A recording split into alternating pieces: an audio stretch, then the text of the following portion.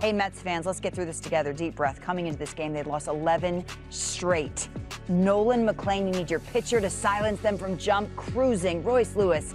Brooks Sleeves perfect through 5 innings. 6 innings, 3 hits, 2 earned runs. Ooh. Francisco Lindor, let's go. Drop Let the him bat. know. What's it called? Let him know. 3-run shot. Ding dong, Josh. I needed that. Fire up the home crowd. Byron Buxton, what? 2-run shot, 4 on the year for him, all in the last 7 games. It has been a week for Byron.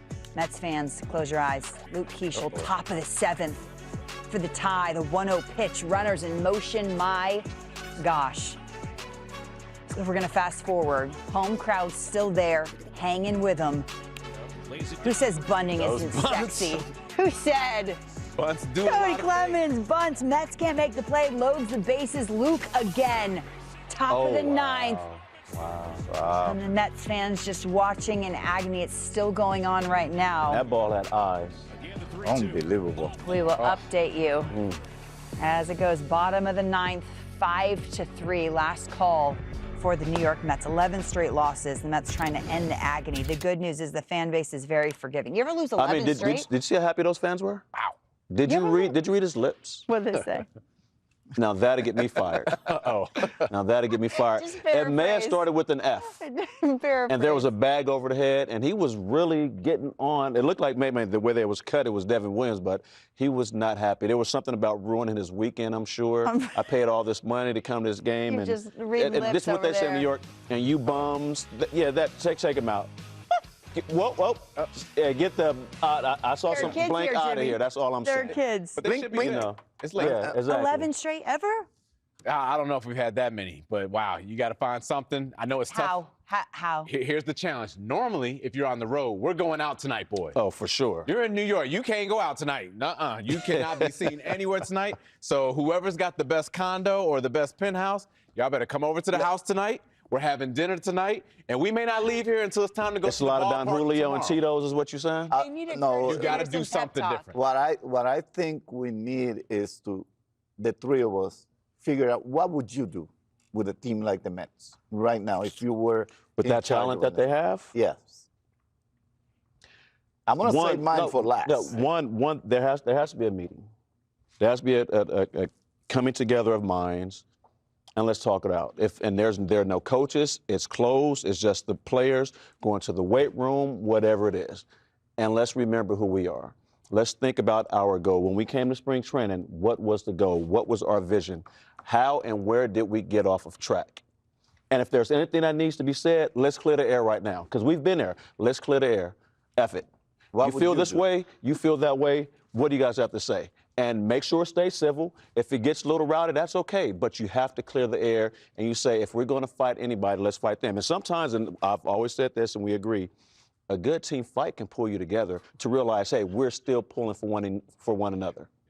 That's all I'm saying. And for me, I don't care what your plans are tonight. I don't care who came to see you. You canceled the plans. You're coming to my condo, and we are staying there tonight. I'm calling the doorman. Let him know it might be a little rowdy up there. Don't call the police on us. We're okay. It's full. The building's full of Mets fans anyways. They're like, just stay up there. Just stay up there, have Stage fun. the room, do the Ouija board, Whatever reverse it the is. curse. I think the Mets as an organization right now need to make a statement. I'm not asking for anybody's head, but something needs to change right now. It's either you dump or you load yourself again, or something needs to be done. The coaching staff needs to change the strategy that they're using. For maybe go to small ball, like you were saying, and play small ball, take the humble approach. But I think the Mets must get together right now before it's too late and have a drastic change in everything they're doing. I think that's how everything starts. The players don't want to look like they're looking. I think the players want to do better than they have. The players are trying probably too hard to do it. What I think is the Mets as an organization need to figure out where everything just twisted for them and go fix that. And if anything, some of the things that they did during the offseason was get rid of all the coaches. You never know. Players are creatures of habit. And sometimes you just never know who clicks with what coach. And when you get rid of all your coaches, you're leaving those players having to get to know new coaches and new people, new personnel. And it's really difficult to make adjustments on the fly. You coming from a different organization to the Mets, and then having to adjust to the city, having to adjust to a different league, possibly, and then having to meet a new coach or something like that. They need to figure out where it went south for them.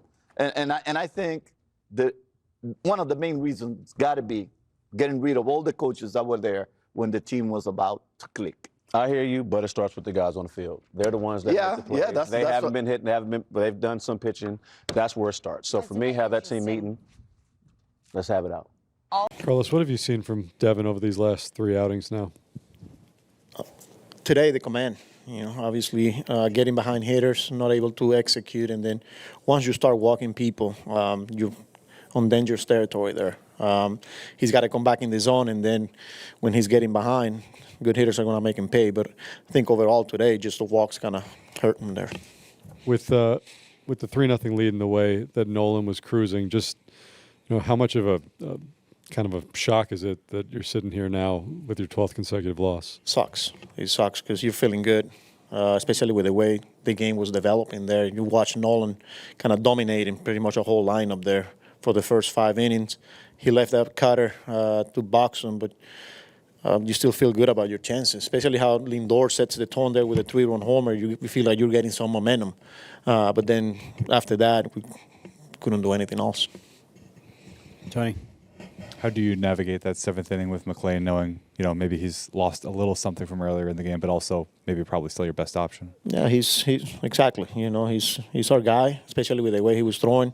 On a day when we were, we had a couple of our guys down, we knew we were going to push him. So felt good with where he was at, and he gave us a chance. Dan? What do you think happened to the offense after Francisco's home run? Couldn't create anything going. I thought we had some really good at-bats the first 4 innings. We won some 3-2 counts. We were able to walk. Marcus Semien walked, Vientos. But then after that, they just kind of shut us down. We couldn't get anything going. Chelsea? You mentioned the walks early.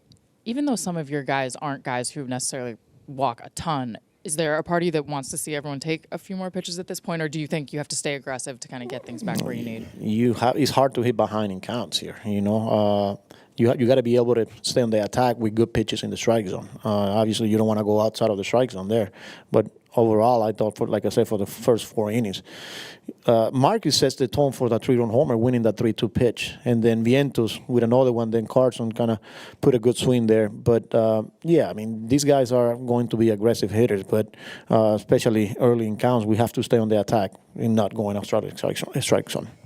Tyler? Carlos, you talked before the game about not expecting Soto's return to do too much. You can't put it all on him. But do you think that the offense relies too much on him? I mean, have you thought over his absence? I don't think his so. absence would be this stark? No, I didn't think we were going to be having that, that much hard time scoring runs without him. But again, like I said it before the game, it's hard to put a lot on Soto. But it's going to be good to have him in the lineup tomorrow. All right, one more from Tony. Just on that sacrifice bunt in the 9th, were you okay with Vientos going to 3rd there? And we knew they were bunting. It's a hard bunt there. Take your chance. Just didn't execute. Dan? Carlos, no team has ever lost 12 games in a row and made the postseason. How do you overcome what you guys are going through to get to where you want to go? It's not an easy situation, obviously. We understand where we're at, but also knowing that, hey, there's a lot in front of us here. But we got to go out and do it. Obviously the history will tell you otherwise, but you're still believing in the players. You're still believing in the guys in that room. And, it takes one. So come back tomorrow, and that's the mentality. Nolan, overall, how would you describe what the feeling is as these losses pile up the way they have as a group? Yeah, I mean, nobody's feeling it more than us players.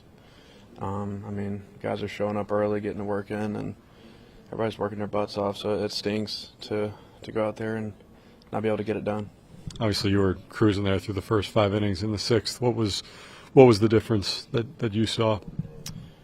Yeah, I mean, I made a pitch to Bucks, and he made a great swing on it. Obviously, high in sight, like maybe I go to a different pitch, but I executed it pretty well, and I think it was a 3-1 count. I had to get back in the zone. He made a good swing on it. I think I should have relied probably a little bit more on the velo later in the game than result in suspend, but like I said, hindsight's 20/20.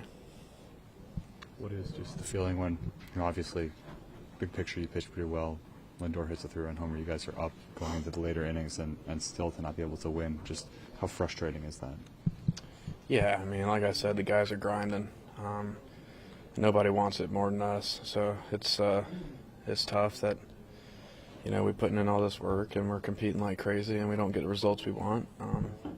Hopefully if we continue to do the right things and grind out at bats and pitch well through strikes, that law of averages will take over. But like I said, nobody wants it more than us. How much, if at all, did the losing streak kind of play in your mind as you were preparing or even out there today? Not at all. Yeah, I mean, I always preach on just treating every start the same, no matter what the situation is or where I'm throwing. At the end of the day, I'm trying to get everybody I face out. So, I mean, ideally, I'd like to go a little bit longer, but like I said, Bucks made a nice swing on me and kind of snowballed from there a little bit. Is there any sort of commonalities that you've noticed about just trying to work through the lineup for a third time? It seems like you're able to go through the first 2 times, then you've encountered some trouble here the last few starts, late in your outings. No, I mean, these guys are getting paid to play baseball for a living too. So, I mean, at the end of the day, I got to just execute pitches a little bit better and maybe do a little bit more homework on how guys are adjusting to me. But I got to execute better at the end of the day. Well, and you went extra heavy with the fastball early in this start compared to what we've seen so far. Was that game plan specific for the Twins or just those pitches, the 2 seem in particular feeling really good today? Yeah, I mean, it felt good, and it's really cold out there too, and it's much harder to hit in the cold than it is to pitch in the cold. So, kind of taking that going into the game, that it's gonna be hard for those guys to want to swing at stuff, kind of barreling in on their hands. At the end of the day, these guys are good hitters, so I got to be able to throw multiple pitches as well. What is the level of frustration that you couldn't cash that into a win? Having a guy like McLean on the mound, we felt like we had every bit of opportunity to win, and he gave us an opportunity to win. We just didn't capitalize towards the end of the game. We played a really good game in the first 7 innings, and then after that, we didn't capitalize on the moments that we could capitalize. How much do you let yourself think about the streak that's happening and how much do you have to block it out? What's the balance there between kind of responding to it and then also not falling victim to it, I guess? We are very aware of it, but at the end of the day, every day is new. We got to come out and bring it, and it's one of those where you know what's happening, and everybody has the energy of winning and trying to do their best. You just got to learn from it and then move on. When you hit that home run, to what extent did it feel to you like maybe this is the thing that can finally get us going? I don't want to say one play is the one that's going to say, okay, this is the one that's going to get us going. It's almost like scoring 3 runs, you're like, okay, here we go, here comes the offense, but it's not one of those where it's just like, okay, this one specific moment is going to help us turn everything around, We just got to continue to fight and stay consistent with how we do things and try to win at the end of the day. How fair is it to expect things to change offensively when Watkins back to ball? How what? How fair is it to expect change for the offense with Watkins back to ball? He's going to help us a lot. I said it from the beginning. He's a guy that every lineup wish they had, and we have opportunity to have him here. So we can't wait for him to come back and do his thing. At the end of the day, I